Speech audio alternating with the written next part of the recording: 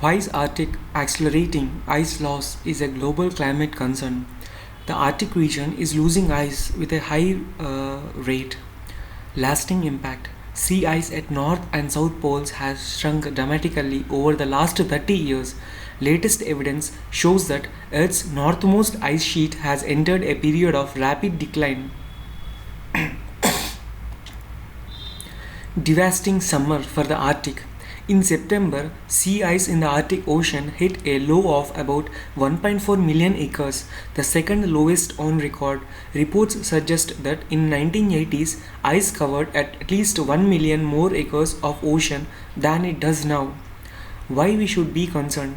Melting sea ice does not contribute to sea level rise, but it has been linked to increase in storminess on the east coast.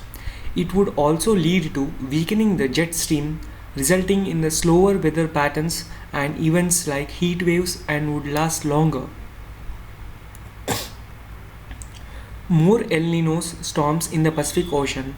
According to the reports, over the past 20 years, the Arctic Ocean has warmed so much that air over the sea surface forms towers of hot air. These changing weather patterns caused by the ice sea loss may also cause more El Nino storms in the Pacific Ocean. Loss of natural habitat. With the ice melting, polar bears have to swim and hunt between the smaller chunks, which fries them and they are at a high risk of hypothermia.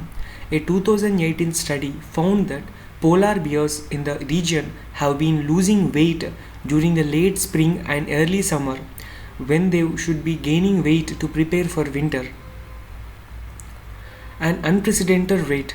Between them, Greenland and Antarctica lost 6.4 trillion tons of ice in the period from 1992 to 2017.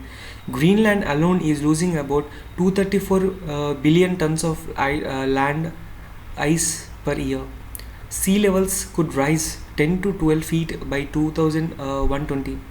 If global emissions continue unabated, sea levels could rise 10 to 12 feet by 2120. A 2017 report suggests that this could cause major American cities including Miami, Florida, New Orleans to disappear under the water. Thank you.